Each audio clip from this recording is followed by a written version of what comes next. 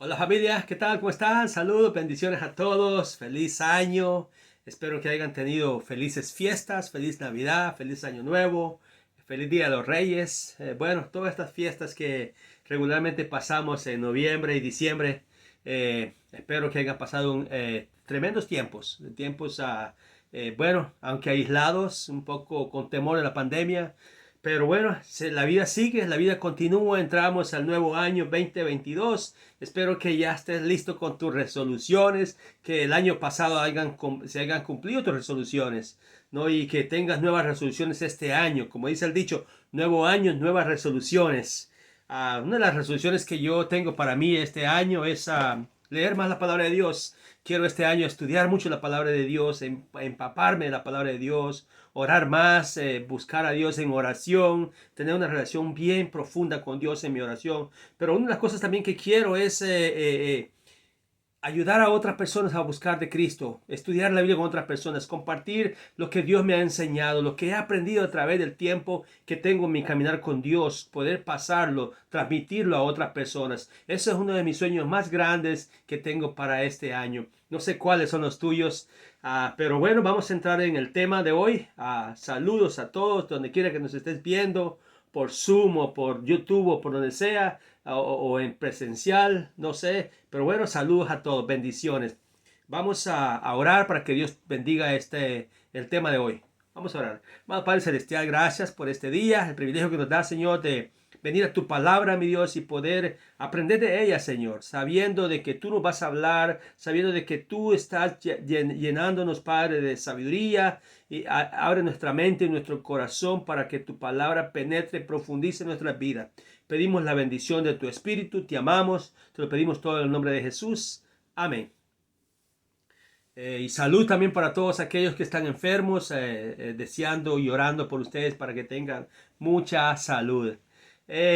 No sé si se recuerdan, todos los años escogemos un tema el cual nos caracteriza todo el año. Bravo Chucho en español. Hace 3 años estudiamos el tema, teníamos el tema avanzando. Y el año pasado pues usamos el tema perseverar, perseverando, ¿no? Y todo el año se predicó acerca de perseverar y el año pasado acerca de avanzar. Bueno, este año hemos escogido un tema basado en la escritura Romanos 12:2, donde dice así: no se amolden al mundo actual, sino sean transformados mediante la renovación de su mente. Así podrán comprobar cuál es la voluntad de Dios, buena, agradable y perfecta. ¿No? Y yo pienso que esta es la palabra clave para este año: transformados, transformar.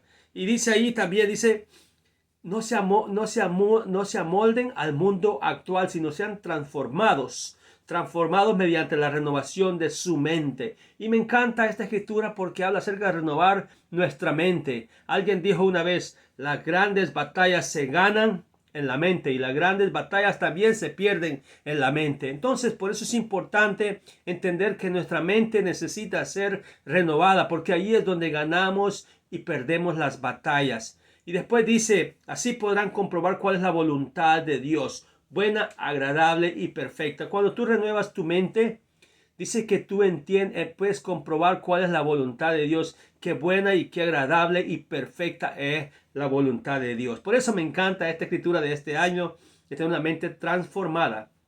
Y estaba buscando qué significa la palabra en griego transformar. En el Nuevo Testamento quiere decir metamorfosis. La metamorfosis es un cambio profundo en la forma de una etapa a la siguiente. Por ejemplo, la vida de un organismo desde la oruga a la pupa y de la pupa hasta la mariposa adulta. Y muchas de las hermanas entienden el tema de la transición de la mariposa, del gusano al capullo y luego la mariposa, ¿no? Y como cristianos deberíamos de experimentar metamorfosis, un cambio, un antes y un después, ¿no? Una transformación, y de analizarme en qué área estoy todavía. ¿Estoy en el gusano o estoy siendo el capullo o ya soy la mariposa? Algo hermoso, algo transformado por Dios. Y eso es lo que Dios espera, que lleguemos a un nivel de madurez, transformación espiritual. Um, Vamos a ir Oh, quería compartir la anécdota de un himno, una alabanza que se llama así: he decidido seguir a Cristo. Y me encantó la historia de este himno, porque dice que los cristianos de la India, junto a muchos cristianos alrededor del mundo, continúan cantando esta alabanza: he decidido seguir a Cristo. Y esto fue unos misioneros que fueron a la India y convirtieron unos nativos de ese pueblo, de esa aldea. Pero el cacique, el jefe de la aldea, no le gustó. Se enojó y se molestó y prometió castigar a aquellos cristianos convertidos al cristianismo. Entonces, los primeros convertidos lo llamó y le llamó a esta familia y les dijo: si ustedes niegan su fe, no serán castigados, pero si se rehúsan, si quieren seguir el cristianismo, van a morir, van a sufrir persecución.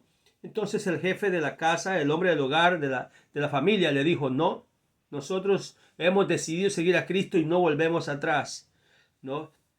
La vieja ya hemos dejado atrás, no vuelvo atrás. Y empezaron a cantar esta alabanza. Entonces el dueño, el jefe del pueblo, decidió matar a sus hijos, ¿no? Y fue duro para él, pero él decía: he decidido seguir a Cristo, no vuelvo atrás, no vuelvo atrás. La vida vieja ya he dejado, no vuelvo atrás. Entonces, como él seguía cantando, trajeron también a su esposa y también la fusilaron con flechas, ¿no? La mataron. Entonces él decía: si otros vuelven, yo sigo a Cristo. No vuelvo atrás, no vuelvo atrás. La cruz delante y el mundo atrás. Y cuando vieron que él no se retractaba y estaba dispuesto a sacrificarlo todo por amor a Cristo, lo asesinaron a él también. Murió cantando estas últimas palabras: el Rey de Gloria me ha transformado. ¿No? ¿Y por qué comparto esta escritura? Porque tiene un mensaje muy profundo, ¿no? Tiene una historia tan profunda de cómo es la transformación de la vida de una persona dispuesto a dar su vida para la causa de Cristo, ¿no? Por la fe, por la causa del Evangelio. Y así sucedió con esta familia en la India. Y hoy en día cantamos esa alabanza: he decidido seguir a Cristo, no vuelvo atrás, no vuelvo atrás. El mundo atrás, la cruz delante. El Rey de Gloria me ha transformado. Y todos hemos experimentado una transformación con Cristo. Amén. En Mateo capítulo 4, versículo 18 al 20, vamos a estar leyendo la versión Dios habla hoy. Me gusta esta versión porque es bastante clara y fácil de comprender. Dice así: Jesús iba caminando por la orilla del lago de Galilea cuando vio a dos hermanos. Uno era Simón, también llamado Pedro, y el otro Andrés. Eran pescadores y estaban echando la red al agua. Jesús les dijo: sígame y yo los haré pescadores de hombres. Al momento dejaron sus redes y se fueron con él. Aquí habla la palabra de Dios que Jesús vino y transformó a estos hombres comunes y corrientes, pescadores, hombres que no tenían un propósito, vivían solo por vivir, vivían para sí mismos. Pero dice que Dios les hizo un llamado. Les dijo: síganme y yo los haré a ustedes pescadores de hombres. Jesús, desde el momento en que escogió a estos hombres, les dio específicamente cuál era su llamado: a transformar el mundo, a cambiar el mundo, a ser pescadores de almas, pescadores de hombres. No, eso es un legado, es un propósito por el cual vale la pena vivir, pero también vale la pena morir, transformar vidas que transformen otras vidas. Y a eso es que Jesús llamó a estos hombres comunes y corrientes. En Lucas 24, del 25 al 29, también dice: entonces Jesús les dijo: qué falto de comprensión son ustedes y qué lentos para creer todo lo que dijeron los profetas. ¿Acaso no tenía que sufrir el Mesías estas cosas antes de ser glorificado?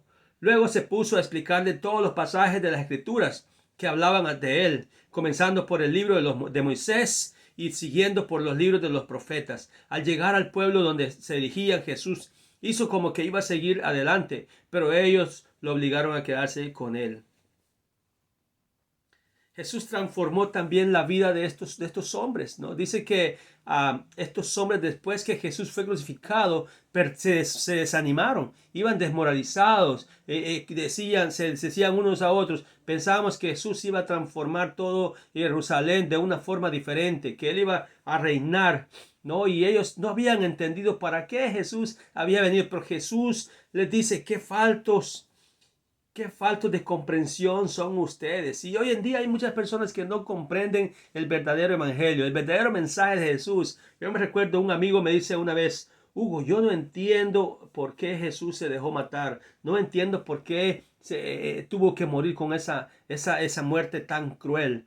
¿No? Y solamente un cristiano de verdad que entiende el amor de Dios, la magnitud, lo grande, lo profundo, lo inmenso que es el amor de Dios, qué significa ser el Cordero de Dios. No, solamente alguien que entiende el mensaje de la cruz comprende qué sucedió en verdad en esa cruz. ¿No? ¿Cuál fue el amor de Dios? Como lo dice en Juan 3:16, que Dios amó tanto al mundo que dio a su Hijo único para que todo aquel que cree se salve y no se pierda.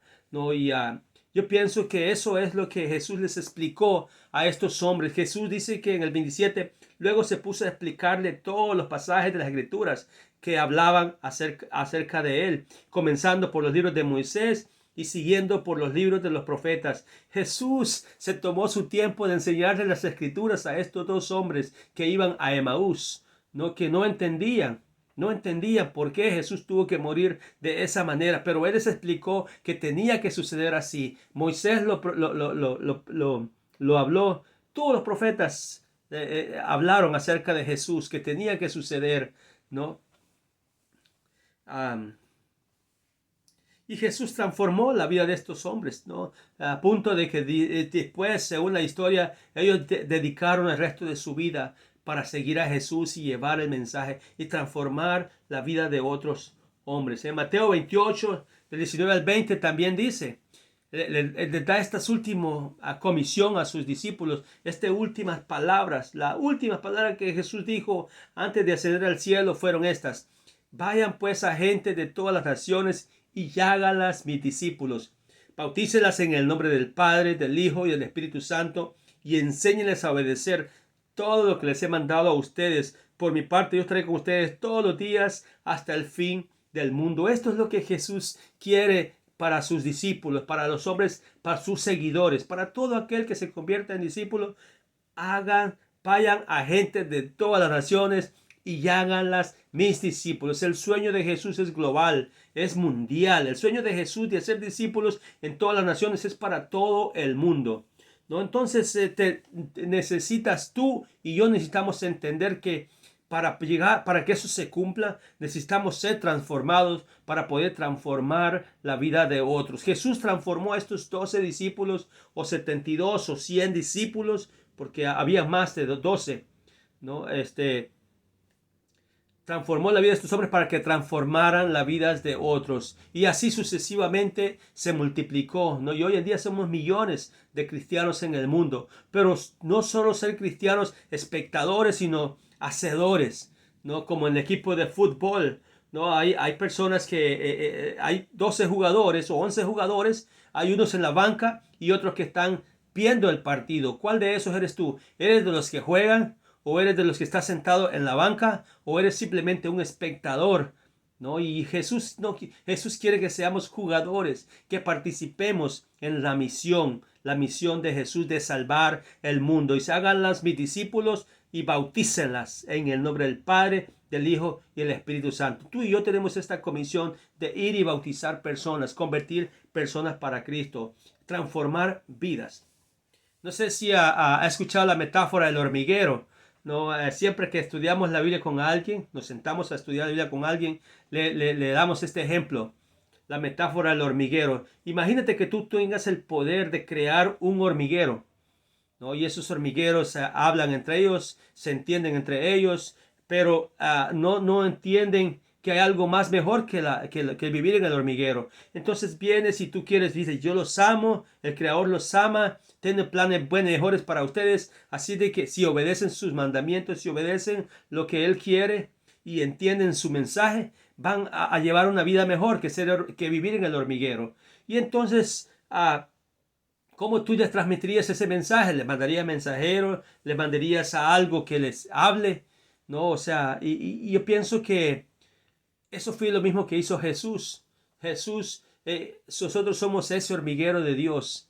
Nosotros somos esas hormigas que Jesús vino y nos trajo ese mensaje en persona, hablarnos del amor de Dios, hablarnos de la salvación, hablarnos de la cruz, hablarnos del evangelio, que hay una vida más que vivir en este mundo, más que vivir y que morir. Hay un mensaje de esperanza, un mensaje de fe, un mensaje de salvación. Amén. Y eso fue lo que Jesús hizo, vivir entre nosotros. Se convirtió en hormiga para transmitir su mensaje del evangelio.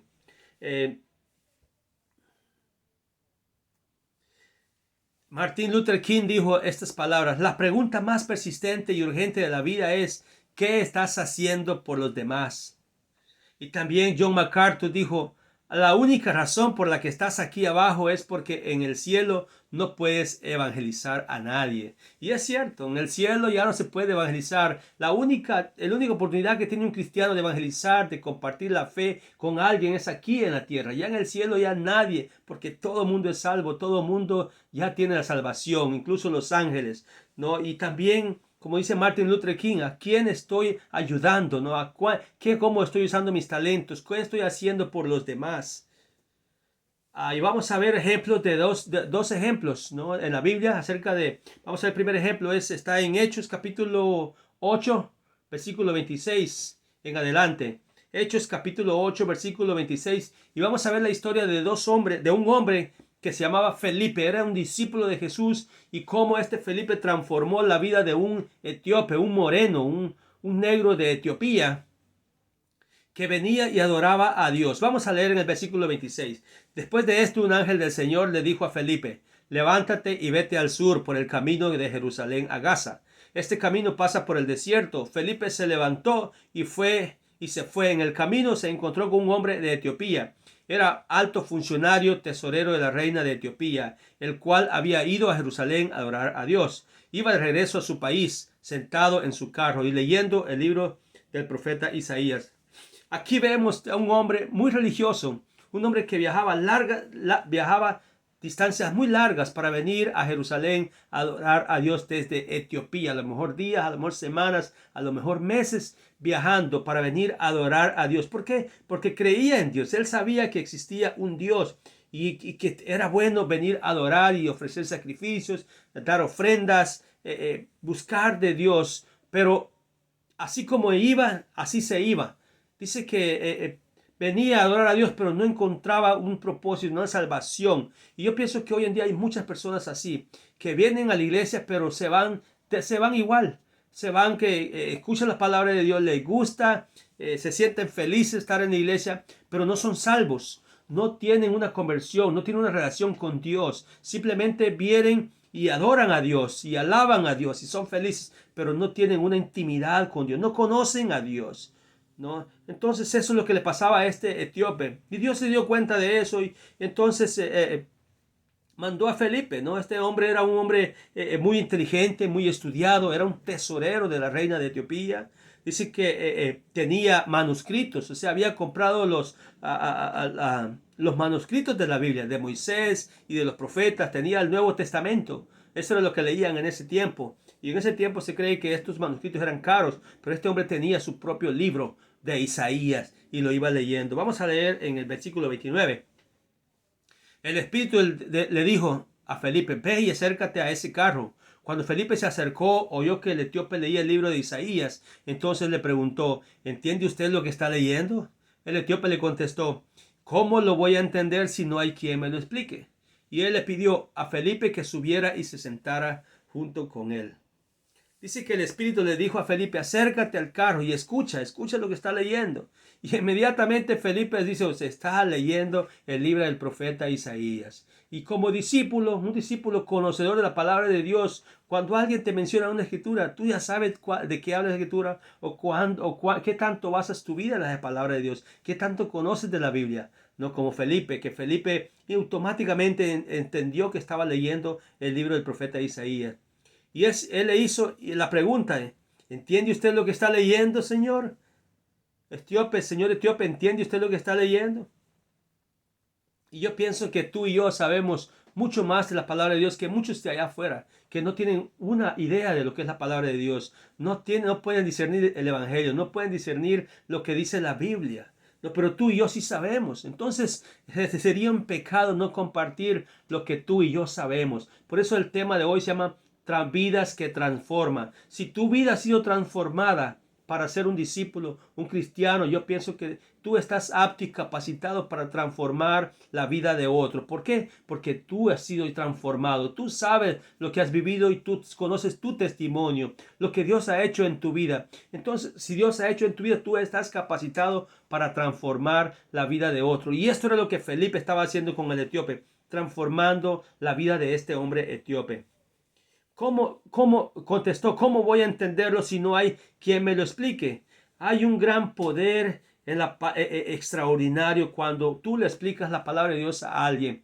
Y lo digo por experiencia, ¿no? Yo leía las escrituras, escuchaba las escrituras, iba a las iglesias, hacía muchas cosas y creía que sabía la palabra de Dios. Pero cuando alguien se sentó conmigo a explicarme las escrituras, me di cuenta que no sabía nada de la palabra de Dios. Estaba perdido. Yo andaba ciego. ¿Cómo es que yo no entendía la palabra de Dios y creía que sabía? Me consideraba incluso más inteligente que muchos, que otros, ¿no? Pero cuando alguien se sentó conmigo, 2 o 3 personas se sentaron conmigo y me explicaron la palabra de Dios, me di cuenta de que yo necesitaba hacer un cambio radical, urgente en mi vida. Y eso fue lo que transformó mi vida.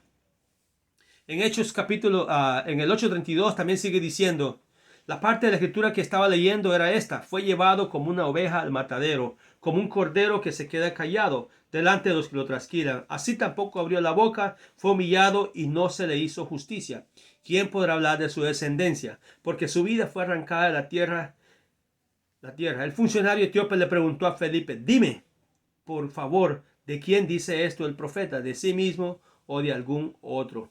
Dice que aquí el funcionario le preguntó, dime, por favor, ¿de quién dice esto? ¿No? Y aquí vemos la urgencia del etíope, que quería entender, que quería saber, quería que alguien le explicara. Él sabía, estaba consciente, a pesar de sus letras, a pesar de sus estudios académicos, a pesar de su nivel social, no entendía la palabra de Dios, no entendía las escrituras. Necesitaba que alguien de Dios le explicara, ¿no? Y Felipe le habló de ese Jesús y de sus enseñanzas, que él era un discípulo de Jesús. Tú y yo sabemos las buenas nuevas del Evangelio. Tú y yo conocemos el Evangelio. ¿Qué tanto lo estamos transmitiendo a otros? Estoy transformando la vida de otros. Estoy pasando ese conocimiento a otros. Dice, todos hemos pecado y merecemos el juicio. ¿Qué es el Evangelio? El Evangelio es esto. Todos hemos pecado y merecemos el juicio de Dios. El Padre envió a su único Hijo para cumplir ese juicio por aquellos que creen en en Jesús, el Creador y eterno Hijo de Dios, quien vivió una vida sin pecado. Nos ama tanto que murió por nuestros pecados, tomando el castigo que merecíamos. Fue sepultado, levantado de la muerte.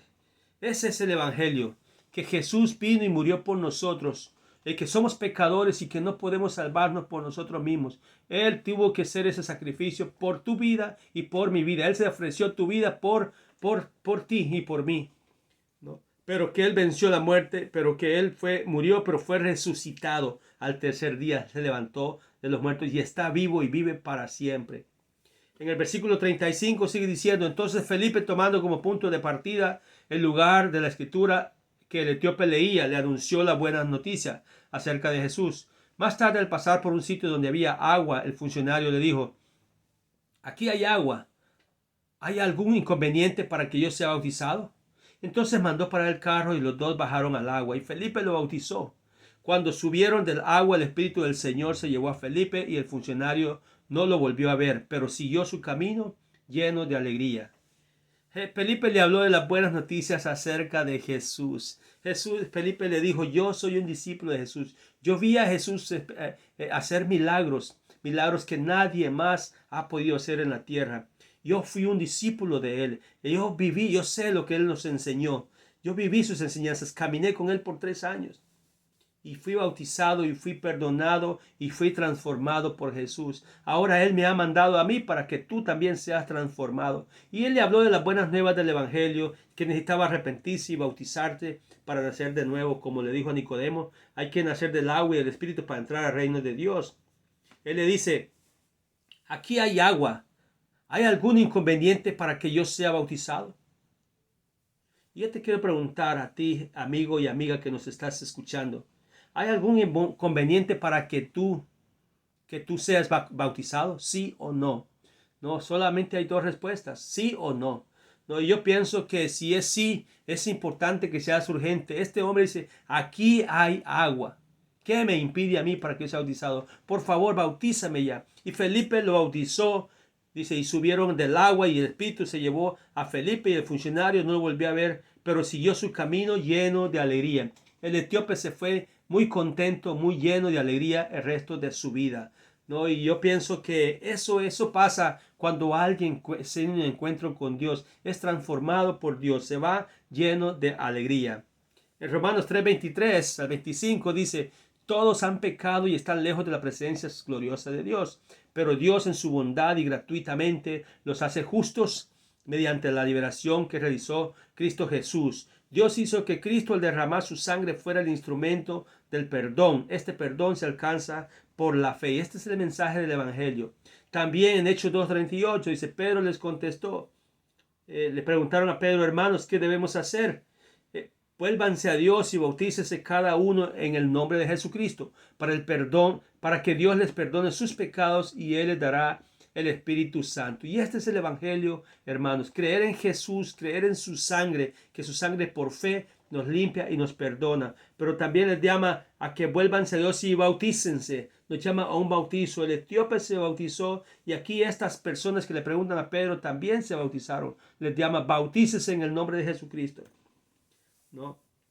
George Whitefield, uno de los grandes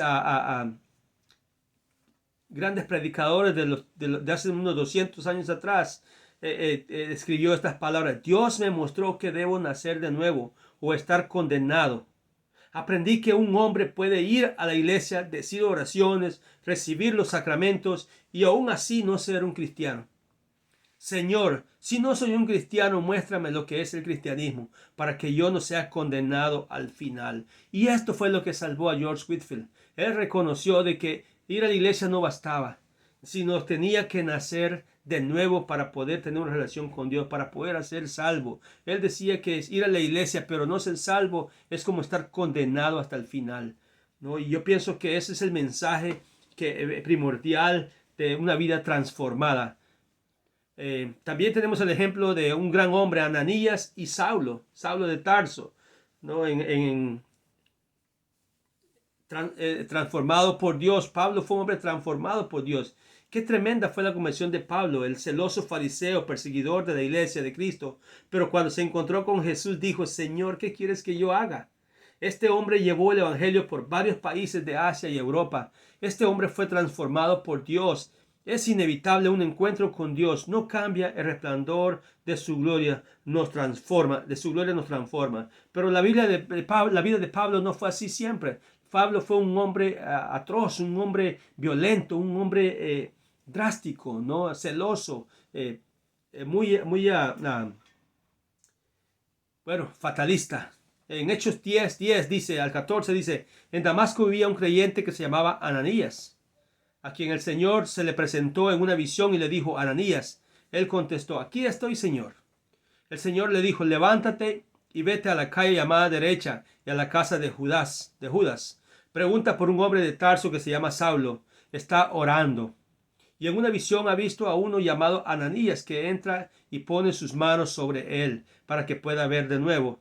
Al oír esto, Ananías dijo: Señor, muchos me han hablado de ese hombre y de todos sus males que ha causado en Jerusalén a tu pueblo santo, y ahora ha venido aquí con autorización de los jefes de los sacerdotes a llevarse presos a todos los que invocan tu nombre.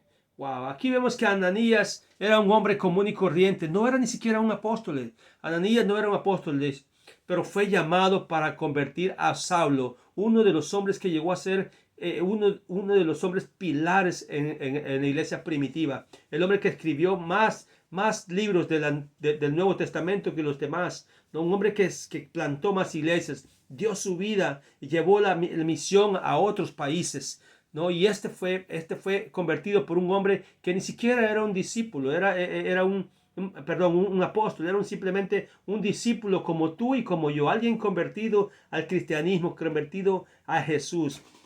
Pero Dios fue específico y le dice a Ananías, vete porque allá hay un hombre que necesita la salvación. Y si ya ha visto que tú entras y lo transformas, tú lo conviertes. Ananías fue obediente y fue y se enfrentó a Pablo, ¿no? Y aunque tenía miedo, y le dice, Señor, pero este hombre anda haciendo grandes barbaridades contra la iglesia. Pero Dios le dijo, no, no te preocupes, que ya yo he puesto mi mano sobre este hombre y no va a pasar nada. Así que está listo para que tú vayas y lo conviertas. Y así hay personas allá afuera que están esperando que un hombre de Dios los transforme y los cambie. Les quite esa ceguera espiritual, esa rebeldía, los transforme un antes y un después. Pero ya Dios había trabajado en Pablo. George Muller, otro de los hombres que hizo grandes hazañas en los tiempos antiguos de la historia, hace unos 100, 200 años atrás, vivió este hombre, un hombre de mucha fe, conocido con sus oraciones fueron el 99% contestadas. ¿No? Pero este hombre fue un hombre transformado por Dios, creó 117 escuelas, repartió más de 1 millón de Nuevos Testamentos, miles de Biblias, transformó muchas personas para Cristo, pero sin embargo su vida no fue así siempre. Dice que desde pequeño se vio atraído por los juegos, el alcohol y una vida sin límites. Tanto así que en el hecho de la muerte de su madre, cuando Müller tenía tan solo 14 años, había amanecido borracho y acompañado de mujeres, deambulando por la calle sin tener noticia de lo sucedido. 2 años más tarde fue arrestado por robo y llevado a prisión. 24 días después de estar ahí, su padre, que como recaudador de impuestos tenía suficiente dinero para sacarlo de la celda, lo azotó y lo envió de nuevo a la universidad para que se graduara de pastor. No le importaba si profesaba la fe o no, solo que quería cumplir su propósito, que Müller tuviera una vida cómoda y digna. Pero sin embargo, este hombre tiene un pasado oscuro y negro. Pero sin embargo, vemos cómo Dios lo transformó y lo cambió a ser un hombre de fe, un hombre de oración, un hombre que con su vida impactó a muchos, incluyendo a Billy Graham, a John Wesley y todos estos grandes hombres que vieron su ejemplo, fueron transformados por ellos. En Hechos capítulo 10, versículo 15 al 18 dice, pero el Señor le dijo, ve porque he escogido a este hombre para que hable de mí a la gente de otras naciones y a sus reyes y también a los israelitas. Yo me mostraré lo mucho que tienes que sufrir por mi causa. Ananías fue a la casa en donde estaba Saulo y al entrar puso sus manos sobre él y le dijo, hermano Saulo, el Señor Jesús, el que se te apareció en el camino por donde venías, me ha mandado para que recobres la vista y quedes lleno del Espíritu Santo. Al momento cayeron de los ojos de Saulo una especie de escamas y recobró la vista. Entonces se levantó y fue bautizado. Dice que aquí Dios le dice, vete porque yo he escogido a este hombre para que hable de mí a la gente de todas las naciones, a sus reyes y también a los israelitas. Dios impuso sobre Saulo una gran comisión de ir a los israelitas, ir a los reyes, ir a los gentiles. No tenía límites en la comisión de Saulo. Pero Ananías tenía miedo, estaba con temor. Dice, este hombre anda arrastrando y anda haciendo averías a tu iglesia, a tu reino, Señor. Pero cuando le dice, no te preocupes que ya yo lo tengo docilito, ya yo me le aparecí, ya él está esperando que tú vayas y le hables de Dios. Y así hay hombres que están ya dóciles, preparados para poder aceptar el mensaje del Evangelio. Ananías llega y dice, hermano Saulo, ni siquiera le dice Pablo o Saulo, hermano Saulo, ya lo ve como que un hermano, ¿no? En el 18 dice, al momento cayeron de los ojos de Saulo una especie de escamas, recobró la vista, entonces se levantó y fue bautizado. Este hombre se estudió la Biblia con Saulo y luego se llamaba Pablo, pero también lo bautizó, dice la palabra de Dios, fue bautizado. Y la vida de Saulo ya no volvió a ser igual. Después de su encuentro con Dios, de perseguidor pasó a ser un fiel seguidor de Jesús. Ese mismo celo que tenía antes por perseguir a los cristianos, lo usó para hablar de Dios, del sacrificio de Jesús y del cambio que había experimentado, ¿no? Y a Martin Luther King también dijo estas palabras. Si ayudo a una sola persona a tener esperanza, no habré vivido en vano. Hermanos, conclusión, y vamos a orar por la comunión en estos momentos, pero te quiero dejar con 8 cualidades que tiene un hombre que tiene una vida transformada y que transforma a otros. La número 1, se entrega por los demás. Es diligente con los demás. Tiene fe en los demás. Tiene perspectiva para los demás. Tiene amor por los demás. Tiene esperanza para los demás. Se sacrifica por los demás. La número 8, convierte a otros y transforma a otros para Cristo. Amén, hermanos. Espero que este mensaje haya tocado tu vida y tu corazón. Oremos por el pan y por el vino y que Dios les bendiga el resto del día. Amén. Amado Padre Celestial, te pido, Padre, que así como has transformado nuestra vida, sigas transformando la vida de otros, que nos uses para transformar a otros, Padre. Así como estos hombres transformaron a otros, podamos nosotros también seguir esa comisión que tú nos has dado en Mateo 28, 18, 20. Pedimos tu bendición, pedimos, bendice el pan que representa tu cuerpo, Padre, entregado a favor de nosotros, por nuestros pecados, por nuestra culpa, tú te sacrificaste, lo diste en la cruz, Padre. Gracias por derramar esa sangre que nos limpia y nos lava de todo pecado. Pedimos tu bendición en el nombre de Jesús. Amén. Feliz día a todos y feliz el resto del año otra vez nuevamente. Bye.